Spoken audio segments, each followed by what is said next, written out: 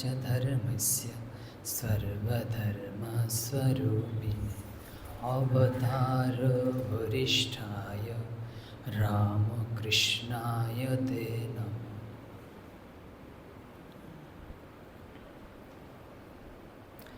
আমরা হলাম রামকৃষ্ণ সংঘের মহান যে রামকৃষ্ণ সংঘ তার অঙ্গ হলাম আপনারাও আমরা। চলে গেছে, বড় হয়েছে না সাউন্ড একটু।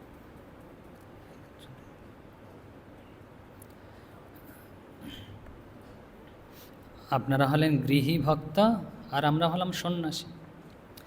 এখন আমাদের যদি জিজ্ঞেস করে, প্রশ্ন করে, এই যে মহান যে রামকৃষ্ণ সংঘ তার সাথে আপনি কেন যুক্ত আছেন, কী জন্য আপনি সম্পৃক্ত রয়েছেন, অথবা জিজ্ঞেস করলো যে এই যে রামকৃষ্ণ সংঘ এর যে কী কাজ, কি এক কথাই বলুন।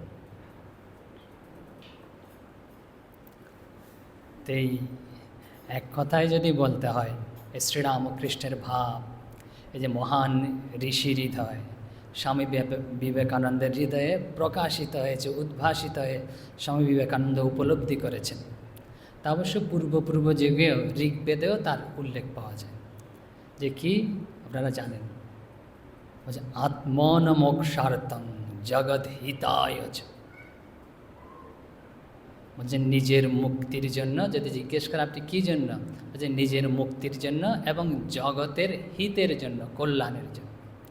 তো এই বিষয়ে আসতে গিয়ে তা আমরা পূর্ব পাঠে যে তাই চলছে ক্রম মোটামুটি। তো আমরা বলেছিলাম, আমাদের পাঠে হয়েছিল, আলোচনা হয়েছিল, রামকৃষ্ণ সংঘ হচ্ছে আধ্যাত্মিক উন্নতির চেষ্টা করে, আধ্যাত্মিক সংঘ, অরাজনৈতিক, অসাম্প্রদায়িক, তারপরে সমাজ সংস্কারক নয়।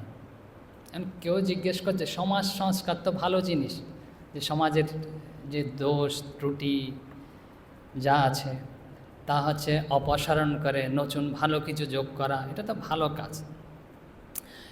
এখন একটা কথা মাঝখানে বলতে চাই, আমরা যেটাকে ভালো মনে করি না, ভালো মন্দ, এটা হচ্ছে আপেক্ষিক।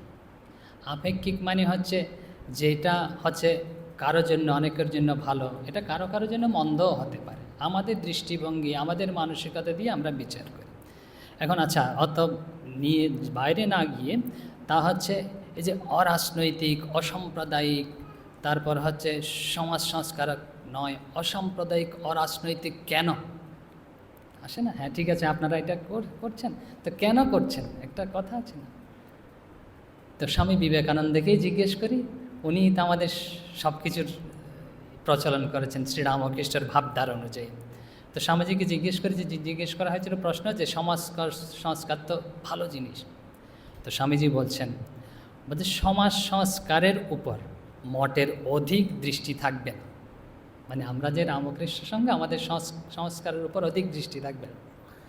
এখন জিজ্ঞেস করতে, এটা তো ভালো জিনিস, কেন দৃষ্টি থাকবে না? যে দোষ ত্রুটি একটু অপসারণ করে দিলে অসুবিধে কী হয়? স্বামীজি খুব সুন্দর একটা উপমা দিয়েছেন। স্বামী বিবেকানন্দ বলছেন যে আপনার শরীরে হচ্ছে কিছু রোগ আছে, ব্যাধি আছে, তাই তো? তা আমরা ব্যাধি কী করি, যে সাময়িকভাবে যদি অপসারণ করতে চাই ওষুধ খেয়ে কিছুদিন দিয়ে, তাহলে হয় কি আবার ব্যাধি হবে। কিন্তু একদম সম্পূর্ণ যদি অপসারণ চাই, কি করতে হবে? আমাদের শক্তিশালী হতে হবে, বলবান হতে হবে, আমাদের শরীরে পুষ্টিসম্পন্ন হতে হবে। তখনই তো আমরা রোগ জীবাণুর আক্রমণ থেকে আমাদেরকে রক্ষা করতে পারবো। আমি দুর্বল, সব সময় দেখবেন রোগ জীবাণু আক্রমণ করছে, মানসিকভাবে শারীরিকভাবে যদি দুর্বল হয়। তো স্বামীজি বলছেন, এই যে আগে তো পুষ্টি সাধন করতে হবে, যে সমাজের যদি পুষ্টি সাধন হয় না, সমাজ যদি বলবান হয় না, তাহলে কিন্তু এটা আপনি অপসারিত হয়ে যাবে। আমাদের ওদিকে মনোযোগ দিতে হবে না, আমাদের ওদিকে শক্তি ক্ষয় করতে হবে না। এখন তো কীভাবে আমরা বলবান হব? হ্যাঁ, বলবো কেমন, কীভাবে আমরা বলবান হব? তো স্বামীজিকে একজন জিজ্ঞেস করছে, স্বামীজি যখন বিদেশ থেকে এসছে তখন তো সংস্কার চলছিল, বলছে এই যে বিধবা বিবাহ, তারপরে এইসব নিয়ে আপনার কী মত? তো স্বামীজি বলছেন, আমি কি বিধবা? বলছে ওটা তো ওদের নিজের ব্যাপার, নিজেরাই আমি কেন ওখানে ওদের উপর চাপিয়ে দিতে যাব, এই বিষয়ে আমি মন্তব্য করব। স্বামীজি আসলে কটাক্ষ করে বলেনি, যেটা যুক্তিপূর্ণ সেটাই বলছেন। এখন কি বলছেন স্বামী বিবেকানন্দ আরও বলছেন খুব সুন্দর, বলছে আমাদের কাজ কি, বলছে আমার হচ্ছে এগুলো বন্ধ করে দেয়া, চালু করে দেয়া, তা আমার কাজ কি? বলছে আমাদের কাজ হলো এই যে বাল্যবিবাহ বা সমাজে যেসব রয়েছে আর কি ত্রুটি, তো বলছে আমাদের কাজ কি? তা আমাদের কাজ হচ্ছে স্ত্রী পুরুষ সমাজের সকলকে শিক্ষা দেওয়া, শিক্ষায় শিক্ষিত করা। শিক্ষার ফলে কোনটি ভালো কোনটি মন্দ ওটা ওরাই নির্ধারণ করবে, ওদের উপর কেন আমি আমার মত চাপিয়ে দেব? ওই যে ওদেরকে শিক্ষিত করা, ওদেরকে পুষ্টিশীল করা, মানসিকভাবে উর্বর করা, শারীরিকভাবে মানসিকভাবে, তখনই তো ওদের কাজ ওরা করে নেবে। ওদের আমরা দুর্বল ভেবে ওদের উপর একটা চাপিয়ে দিলাম, এরম কখনো আমরা করব না। তো স্বামী বিবেকানন্দের এরূপ মত। আমরা শ্রীরামকৃষ্ণকে এখন দেখি, শ্রীরামকৃষ্ণকে তখন শ্রীরামকৃষ্ণকে এরকম চাপিয়ে দিতেন কারো উপর। খুব সুন্দর ঘটনা আছে, আপনাদের একটু মনে করিয়ে দেব যে কীরকম আমাদের শ্রী শ্রী মা, অনেক সময় মায়েরা আছে না, মায়েরদের উপর পুরুষরা চাপিয়ে দেয়, এরকম হয় না? নাকি উল্টোটা হয়? উল্টোটাও হতে পারে, জানি না। তো এরকম তো হয়তো চাপিয়ে দেয়। আমাদের শ্রী শ্রী রামকৃষ্ণ কী করতেন দেখি ঠাকুর, আপনারা জানেন তো, হচ্ছে পানিহাটিতে মহোৎসব, বুঝতে পেরেছেন যে দক্ষিণেশ্বরের কাছাকাছি পানিহাটি রয়েছে, ওখানে মহোৎসব হবে। এখন ভক্তরা সবাই যাবে নির্ধারণ করেছে, তো শ্রীরামকৃষ্ণও যাবেন, কয়েকজন স্ত্রীভক্তও যাবেন। এখন স্ত্রীভক্তরা যখন যাচ্ছেন, স্ত্রীভক্তরা আবদার করেছেন যে শ্রীরামকৃষ্ণকে আমরা মাকেও নিয়ে যাব। এখন শ্রীরামকৃষ্ণ কী করছে, শ্রীরামকৃষ্ণ বলছেন ওকে জিজ্ঞেস করো, ও যদি যেতে চায় না, ওর ইচ্ছা, ও যাবে। দেখুন তখন মা বলছেন আমার বাবু ওখানে গিয়ে কাজ নেই। যখন নবতে জিজ্ঞেস করতে গেছে না ওই যে অন্য মহিলারা, বলছে আমার ওখানে গিয়ে কাজ নেই, বলছে অনেক লোক হবে, নৌকায় করে যেতে হয়, নৌকায় উঠা নামা এসব, তো এসব আমি পারবো না, আমি যাব না। দেখুন শ্রীরামকৃষ্ণ কিন্তু চাপিয়ে দিতে পারতেন, এরা বলছে তুমি চলো, অথবা আমি বলছি তুমি চলো, কিন্তু চাপিয়ে দেয়নি। আর একটা ঘটনা আছে এরকম, বলছে লক্ষ্মী নারায়ণ অর্থাৎ লক্ষ্মী নারায়ণ আর কি নাম, আপনারা জানেন। বলছে শ্রীরামকৃষ্ণকে তখনকার দিনে 10,000 টাকা দিতে এসছে, তো শ্রীরামকৃষ্ণ তো নেবে না। তো শ্রীরামকৃষ্ণ যখন নেবে না, ওই ভক্ত বলছে 10,000 টাকা মানে বুঝতে পারছেন তখনকার সময় অনেক, তো শ্রীরামকৃষ্ণ তো নেবে না। তো এখন বলছে আচ্ছা আপনি যখন নিচ্ছেন না তো ওনাকে নিতে বলুন, ওই ভক্ত বলছেন যে হঠাৎ শ্রী শ্রীমা নহবতে রয়েছে, ওনাকে নিতে বলুন। তখন শ্রীরামকৃষ্ণ তাকে ডাকতে পাঠিয়েছে, বলছে না এটা করবে, বলছে এরকম বলছে, তুমি কি বলো? বলছে তোমার কী মত, তোমার যা মত তুমি চাইলে রাখতে পারো, নাহলে নাও রাখতে পারো। তখন শ্রী শ্রী মা বলছেন, বলছে আমি নিলে তো আপনার সবাই আমি লাগাবো, কোথায় খরচ করব। আপনি যখন নিচ্ছেন না আমারও নেওয়া হবে না, আমি নেব না। মাত্র দুটো উদাহরণ দিলাম। অন্য সময় শ্রীরামকৃষ্ণ, এটা শ্রীরামকৃষ্ণই বলেছেন মায়ের ঘটনা। শ্রীরামকৃষ্ণ কী জন্য বলেছেন, বলছেন ওই যে ঘটনার পরে তিনি যে যাননি পানিহাটিতে, বলছেন ও খুব বুদ্ধিমতী। শ্রী শ্রীমাকে বলছেন ও হচ্ছে খুব বুদ্ধিমতী, যে আসলে যে হ্যাঁ বিচার করে কাজ করতে হবে, আমাদের যে স্বাধীনতা দিয়ে দিলে আমার ইচ্ছে মতো আমি করব। অনেক সময় বলে আমরা স্বামী অমি আনন্দ মহারাজকে বলতে শুনেছি যে একজন জিজ্ঞেস করছে যে এরকম স্বাধীনতা আর কি নারীদের ইয়েদের, তো মহারাজ বলছেন যে স্বাধীনতা বলতে তোমরা কি বুঝো? স্বাধীনতা বলতে ইন্দ্রিয়ের যা ইচ্ছে হলো তা আচরণ করা তা নয়। ইন্দ্রিয় দিয়ে স্বাধীনতা হলো ভিতরের ব্যাপার, এটা ভিতরে অনুভব করা। তো স্বাধীনতা হচ্ছে যা ইচ্ছে তা আচরণ করা নয়। তো মা দেখুন হচ্ছে যা ইচ্ছে তা আচরণ করছেন না, যেটা যুক্তিসঙ্গত সেটাই ব্যবহার করছেন। আর শ্রীরামকৃষ্ণ দেখুন তখনকার 100 বছর পূর্বে হলেও শ্রীরামকৃষ্ণ কিন্তু তার উপর কোনো কিছু চাপিয়ে দিচ্ছে না তখন থেকেই। আর এই শ্রীরামকৃষ্ণের ভাব হচ্ছে কারো উপর কোনো কিছু চাপিয়ে দেয়া নয়, যে যার যেটা ভাব ওটা হচ্ছে ওই অনুযায়ী নিজে সিদ্ধান্ত নেবে, প্রকাশিত হবে। তো স্বামী বিবেকানন্দ শ্রীরামকৃষ্ণের ভাব অনুযায়ী এসব করেছেন। তো এখন আরেকটা কথা আসছে, আমাদের প্রশ্ন হচ্ছিল, জিজ্ঞেস করেছিল যে সমাজ সংস্কার ভালো কি না খারাপ।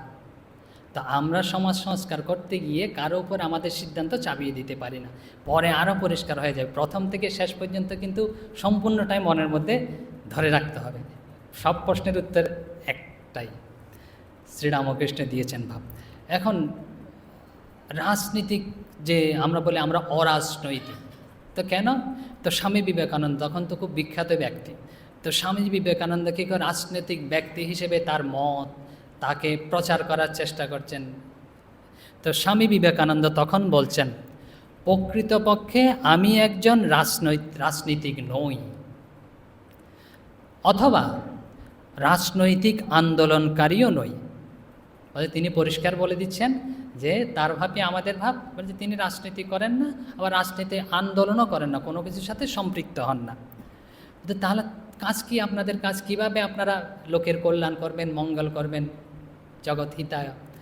বলছে আমার লক্ষ্য কেবল ভেতরের আত্মতত্ত্বের দিকে, সেটি যদি ঠিক হয়ে যায় তবে সবই ঠিক হয়ে যাবে, এই আমার মত। বলছে ভিতরের ভাব যদি ঠিক থাকে না, তাহলে বাইরের সব ঠিক হয়ে যাবে। এই সমাজ সংস্কার, রাজনৈতিক ব্যাপার আমরা যদি ঠিক করতে চাই না, কি প্রথম হচ্ছে শিক্ষায় শিক্ষিত করতে হবে, ঠিক। তারপরে কি? তারপরে হচ্ছে বলছে আমাদের আধ্যাত্মিক চারিত্রিক উন্নতি ঘটাতে হবে। আধ্যাত্মিক চারিত্রিক যদি উন্নতি ঘটে না, আপনি ওগুলো ঠিক হয়ে যাবে, এর উপর জোর দেওয়ার কোনো প্রয়োজন নেই।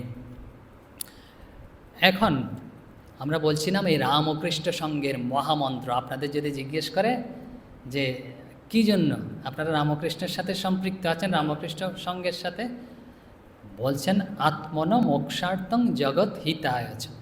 বলছেন নিজের মুক্তির জন্য। কী জন্য সম্পৃক্ত আছে? বলছেন নিজের মুক্তির জন্য এবং জগতের হিতের জন্য। এটা খুব লক্ষ্য করার বিষয়, কেন? আমরা যাতে ভুল না করি। এখানে একটা শব্দ ব্যবহার করেছে যে আত্মন মোক্ষার্থং জগৎ হিতায় চ শব্দটা, চ শব্দের অর্থ কিন্তু এখানে অথবা নয়, বুঝতে পেরেছেন? চ শব্দের অর্থ হচ্ছে এবং। যে অথবা হলে কিরম শব্দ হয়ে যায়? বলছে এটা অথবা এটা, একটা নিলেই হবে। কীরকম? আমরা একটু উদাহরণ দিই। বলছে কি আমরা কী জন্য যুক্ত আছি? বলছে নিজের মুক্তির জন্য চেষ্টা করছি। নিজের মুক্তির জন্য চেষ্টা করলে কি হবে? আমরা যেটার জন্য চেষ্টা করি তাহলে নিজের মুক্তি হবে, ঈশ্বর লাভ হবে, তাই তো? নিজের মুক্তি হবে, ঈশ্বর লাভ হবে। অথবা কি? অথবা আরেকটা করতে পারি যে জগতের হিতের জন্য চেষ্টা করছি, জগতের কল্যাণের জন্য চেষ্টা করছি। তাহলে কি হবে? জগতের কল্যাণের চেষ্টা করলে মুক্তি হবে, তাও ঈশ্বর লাভ হবে, এরকম ধারণা আছে তো? আমি জগতের কল্যাণ করে গেলাম, জগতের মঙ্গল করে গেলাম, মঙ্গলের জন্য কাজ করে গেলাম, আপনি আমার মুক্তি হয়ে যাবে। এখানে কিন্তু অথবা শব্দ নেই, এটা অথবা এটা নয়, কি? নিজের মুক্তি এবং জগতের কল্যাণ। তো যখন অথবা শব্দ নেই, একটার সাথে একটা কিন্তু একটার একটা পরিপূরক। যেমন মুদ্রা দেখেছেন, পয়সা, একটা মুদ্রা যদি আপনি নেন না, এই পিঠও আপনার কাছে আসবে, ওই পিঠও আপনার কাছে। আপনি যদি বলেন যে আমি ওই পিঠ নেব না, এই পিঠ নেব, এরকম হবে না। তাহলে যখন আমরা মুক্তির চেষ্টা করি না, ভগবান লাভের চেষ্টা করি, আধ্যাত্মিক পথে থাকি, তখন কিন্তু আমাদের দ্বারা যেই ক্রিয়াগুলো হবে, যে কাজগুলো হবে, ওটাই আপনি জগতের কল্যাণ সাধিত হবে, বুঝতে পেরেছেন? ওখানে জোর করে যে আমাকে কল্যাণ করতে হবে তা নয়, নিজের মুক্তির চেষ্টা করলে। এখন বলছেন এবং যখন যুক্ত আছে, এবং যখন আছে তখন অন্যের কল্যাণ করলেও তো আমার মুক্তি হবে, তাই তো?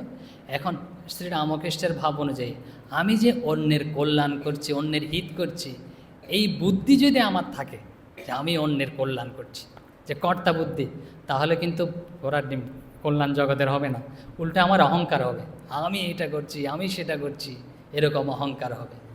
তাহলে কিন্তু জগতের যে কল্যাণ করব, কল্যাণ করতে হলে যে কর্তা বুদ্ধি ত্যাগ করে করতে হবে। যদি ভগবত বুদ্ধি আরোপ করে যারা ভক্ত, তাদের ভাব হচ্ছে তিনি করাচ্ছেন বলে তিনি যা করাচ্ছেন তাই করছি, তার শক্তিতেই হচ্ছে, আমার নিজের কোনো সামর্থ্য নেই, শক্তি নেই। শ্রীরামকৃষ্ণ এক জায়গায় বলেছেন, বলছে তুমি তো ক্ষুদ্রাতি ক্ষুদ্র জীব, তুমি কল্যাণ করার কে? জগতের কল্যাণ করার কে? যা করছে ঈশ্বরই করছে। এখন আরও একটু কথা আছে, এখন তো বুঝতে পারলাম যে জগতের মুক্তি না, আমার মুক্তি এবং জগতের কল্যাণ, নিজের মুক্তি এবং জগতের কল্যাণ পরিপূরক, একসাথে সাথে একটা সম্পৃক্ত। প্রেমেশ মহারাজের একটা ঘটনা বলি। প্রেমেশ মহারাজ খুব সুন্দর একটা উদাহরণ দিতেন। প্রেমেশানন্দ মহারাজ পূজনীয়। তো প্রেমেশানন্দ মহারাজ বলছেন যে ধরো তুমি খুব অসুস্থ, শরীর খারাপ, এখন তোমার কার প্রয়োজন? ডাক্তারের কাছে যাবে, হয়তো ডাক্তারখানায় যাবে, ডাক্তারের কাছে যাবে, অথবা যে ডিসপেন্সারিতে যাবে। এখন তুমি যখন এরকম বেরিয়েছ, শরীর খারাপ, যাবে ওখানে, তো তোমার লক্ষ্য কি থাকবে? তোমার লক্ষ্য হচ্ছে ডাক্তারের কাছে যাওয়া, শরীরের রোগ সারানো। তো আশেপাশে যদি তোমাকে এই কোথায় যাচ্ছ, কি করছো, একটু বসো, একটু তামাক খাও, একটু চা খাও, এরকম বলে আপনাকে আপ্যায়ন করে, আপনি কি উত্তর দেবেন? বলছে মশাই নিজের পারি না, আবার বলছেন এখন তামাক খাও আর চা খাও, আমি আসছি পরে যদি থাকি আর কি। আমরা সরাসরি আমাদের উদ্দেশ্য কী থাকবে? বলছে ওই ডাক্তার, কারণ আমাকে তো আগে যে ঠিক করতে হবে, তখন ডাক্তারের কাছে আমরা যাব। এখন আমরা কি করব? বলছি জগতের কল্যাণ, তাই তো। আমাদের লক্ষ্য কি থাকতে হবে? বলছে ভগবান লাভই যদি, ঈশ্বর লাভই যদি, আত্মজ্ঞান উপলব্ধি যদি আমাদের জীবনের উদ্দেশ্য হয়, তাহলে কিন্তু আমরা যে কাজই করি না কেন তার দ্বারা আমাদের মঙ্গল সাধিত হবে, জগতের মঙ্গল সাধিত হবে, সবার কল্যাণ হবে। একটু আগে কথা হচ্ছিল, তো আমাদের লক্ষ্য এরকম শ্রীরামকৃষ্ণ এটাকে সংক্ষেপে এক কথাই বলেছেন। বলছেন কি? ঈশ্বর দর্শনই মনুষ্য জীবনের উদ্দেশ্য। তো ঈশ্বর দর্শনই যদি মনুষ্য জীবনের উদ্দেশ্য হয় না, তখন দেখবেন আমাদের যারা যা কাজ হবে, যা কিছু হবে, সব কিছু কল্যাণকরই হবে, অকল্যাণকর কিছু হবে না। শ্রীরামকৃষ্ণ আরেকটা উপমা দিতেন, বলছে ঈশ্বর লাভ। তো ঈশ্বর লাভ করবো, ধরুন একটা আপনাদের উদাহরণ দিই। আপনি মন্দিরে আসবেন অথবা অফিসে যাবেন, ধরুন মন্দিরে আসছেন, এখানে তো মঠে আসবেন সন্ধ্যার সময়। তা আপনি বাসা থেকে বেরিয়েছেন, তা আপনার লক্ষ্য কি, উদ্দেশ্য হচ্ছে মন্দিরে যাব, কিন্তু আপনি আনুষঙ্গিক কাজগুলো করছেন। তো হয়তো দোকানে কোনো কারোর সাথে কথা বলা, এই ঠিক আছে আমি আসছি কিন্তু, বা এরকম বিভিন্ন কাজগুলো করছেন না, কাজগুলো বাদ দিয়ে দিয়েছেন, নিঃশ্বাস ফেলা বন্ধ করে দিয়ে সব কাজ করছেন, কিন্তু লক্ষ্য হচ্ছে কি মন্দিরে আসা। এরকম আমাদের জীবনে না সব কাজ হতে থাকবে, যেরকম অবস্থায় আমরা আছি সেরকম অবস্থায় হচ্ছে আমাদের চলতে হবে, কিন্তু মনে মনে ঠিক করে রাখতে হবে, ওই আমি এই কাজগুলো করছি, ঠিক আছে, আমার হচ্ছে লক্ষ্য হচ্ছে ওটা। একটা উদাহরণ দিই, আরেকটা উদাহরণের উপর উদাহরণ।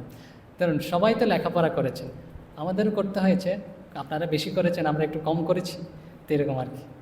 তো কি অনেকগুলো বিষয় থাকে, যে স্কুলে বলুন, কলেজে বলুন, কিছু বিষয় থাকে হচ্ছে কি বলে যে কম্পালসারি না, একদম হচ্ছে এগুলো নিতেই হবে আর এগুলোতে পাশ করতেই হবে। আর কিছু বিষয় থাকে, হয়তো একটা বা দুটো বিষয় থাকে কি অপশনাল।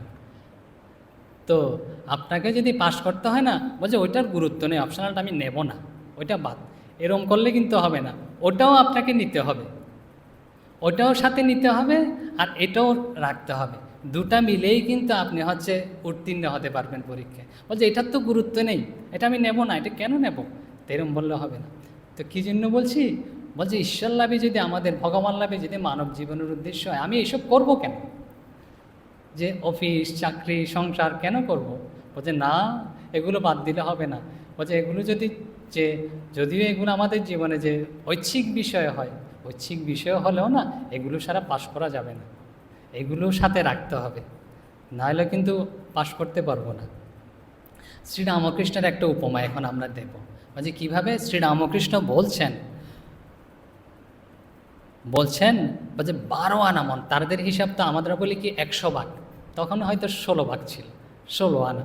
তো তিনি বলছেন 12 আনা মন ঈশ্বরেতে রেখে 4 আনালয়ে যদি কাজকর্ম করা যায় না, এই সমাজসেবা, সমাজের কাজ, সাংসারিক কাজ, 4 আনা যদি করা যায় না, বলছে সব ঠিক থাকে, সংসার একদম খুব সুন্দরভাবে চলতে থাকে, যে জগতের কল্যাণও হতে থাকে।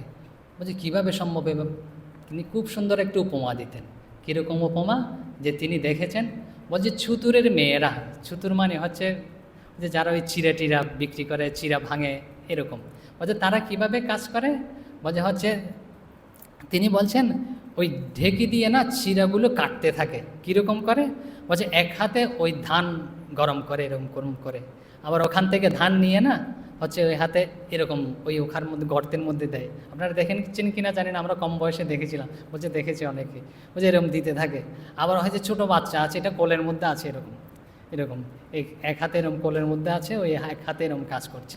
আবার মুখে কথাও বলছে ওই যে খদ্দেরের সাথে, মানে হচ্ছে যে কিনতে এসছে না চিড়ে, তার সাথে কথাও বলছে। বলছে কীরকম কথা বলছে, রে বলছে তোমার কাছে কিন্তু দুয়ানা পাওনা আছে, ওটা কিন্তু দিয়ে যেও, ভুলে গেলে চলবে না। ওইসব মাথায় মানে হচ্ছে কি বুদ্ধিতেও কাজ করছে, যে কিসব কী উপমা দেখুন, আমরা বলি হাতে কাজ করছি, মন তো ওদিকে রয়েছে, মনে কাজ করবে না। বলছে আমাদের হাতেও কাজ করছে, বুদ্ধিতেও কাজ করছে। আমাদের এরকম কাজ করতে হয় তো অফিসে চারিদিকে বুদ্ধিও কাজ করবে, হাতেও কাজ করবে। কিন্তু শ্রীরামকৃষ্ণ বলছেন, বলছে 12 আনা মন কিন্তু ওই হাতের উপর, যে হাতে ওই ধানগুলো ওখানে দিচ্ছে, যদি ওখানে দিয়ে গল্প করতে থাকে 2 আনা দিয়ে এরকম করে পড়বে, আর হাতটা একদম চ্যাপটা হয়ে যাবে, রক্তাক্ত হয়ে যাবে, হাত ভেঙে যাবে। বলছে 12 আনা মন কিন্তু হাতের উপর, ওই 12 আনা মন দিয়ে না যে চলছে মেইন প্রধান, যে আমাদের মানসিকভাবে শারীরিকভাবে। তো শ্রীরামকৃষ্ণ বলছেন এরকম 12 আনা মন কিন্তু ভগবানে রাখতে হবে, আর 4 আনা দিয়ে এই হচ্ছে চিরা ভাজা অমুক করা এইসব কাজ আনমনাভাবে দাঁত ব্যথার মতো। বলছে এরকম হলে না হলে কিন্তু কাল রূপ ঢেকে এসে একসময় পড়বেই, এর থেকে নিস্তার নেই। তা আমরা ওই বিষয়ে আর বলছি না, উনি কী বলবেন বলছেন। তা আমাদের প্রথম কথা হচ্ছিল, আমাদের যদি কেউ প্রশ্ন করে যে শ্রীরামকৃষ্ণ যে ভাব কি, শ্রীরামকৃষ্ণের ভাব এই ঋষি হৃদয়ে, স্বামী বিবেকানন্দ ঋষি হৃদয়ে স্বতঃস্ফূর্তভাবে উপলব্ধ হয়েছে। ও তিনি হচ্ছেন অনুভব করেছেন, এটা রচনা করেছেন, বুদ্ধি কাটিয়ে লিখেছেন তা নয়, তার ভিতর উপলব্ধি প্রকাশিত হয়েছে ঋষি হৃদয়ে। কি বলছে, আত্মন মোক্ষার্থং জগৎ হিতায়চ। এটা আমাদের যখন লক্ষ্য ঠিক থাকবে না, হচ্ছে কি উদ্দেশ্য, হচ্ছে ঈশ্বর লাভ, মনুষ্য জীবনের উদ্দেশ্য। মানুষ, স্বামী বিবেকানন্দ বলছে মানুষ শব্দটা কীভাবে এসছে, মানে মানুষ শব্দ মন ধাতু থেকে এসছে। তিনি বলছেন এই মানুষ শব্দটা না মন ধাতু থেকে এসছে। বলছে মন ধাতু থেকে কীভাবে এসছে, তার কথাই হুবহু বলি। বলছে মনুষ্য শব্দটা সংস্কৃত মন ধাতু থেকে সিদ্ধ, মানে মন ধাতু থেকে এসছে। ওর অর্থ হচ্ছে মননশীল, অর্থাৎ চিন্তাশীল। যিনি চিন্তাশীল মননশীল তাকেই মানুষ বলা হয়, নাহলে তো পশুর সমান। পশু কোনো কিছু চিন্তা করে না, করে না। তাই বলছেন আমাদের এই মননশীলতা, মননশীল কোন দিকে হবে, মননশীলতা বলছে ঈশ্বরের দিকে হবে, তাকেই মানুষ বলা হচ্ছে। এই জীবনের উদ্দেশ্য হচ্ছে ঈশ্বর লাভ। বলছে সবার জীবনের নয়, সবার জীবনের উদ্দেশ্য আমাদের এই উদ্দেশ্যটা ঠিক রেখে যে কাজই করি না কেন আমাদের সাধন হিসেবে হবে। এটা ঠিক করে রাখতে পারলে বলছে আমি তো অত কঠোরতা করতে পারবো না, এত সাধন ভোজন করতে পারবো না, জপ ধ্যান করতে পারবো না। বলছেন যে সাধকরা বলছেন কিছু করার দরকার নেই, বলছে শুধু তুমি উদ্দেশ্য ঠিক রাখবে। উদ্দেশ্য ঠিক থাকলে না আপনি পৌঁছে যাবে, কিছু করার দরকার নেই। যে আপনি এখানে আসবেন, আপনার উদ্দেশ্য হচ্ছে এখানে আসা, আপনি সব ছোট ছোট কাজ করে এসছেন তো, নাকি কাজ বাদ দিয়ে এসছেন, কিন্তু উদ্দেশ্য ঠিক আছে, তখন ওই ছোট ছোট কাজ করেছেন না, ওই কাজগুলো সাধন হিসেবে গণ্য হয়ে যাবে। বুঝতে পারছেন বিষয়টা, ওগুলো কিন্তু সাধন হয়ে যাবে। আর ওগুলো যদি উদ্দেশ্যবিহীন হয় তাকে ওই কাজগুলো উদ্দেশ্যবিহীন হবে, এলোমেলো হবে, কোনো লক্ষ্য থাকবে না। এই জন্য আমাদের উদ্দেশ্য যদি ঠিক থাকে না, আমাদের জীবনে প্রতিটা কাজই কিন্তু ফলপ্রসূ হবে এবং উদ্দেশ্যযুক্ত হবে। শান্তি দি। ওম শান্তি শান্তি শান্তি। হরি ওম তৎসৎ। শ্রীরামকৃষ্ণার্পণমস্তু।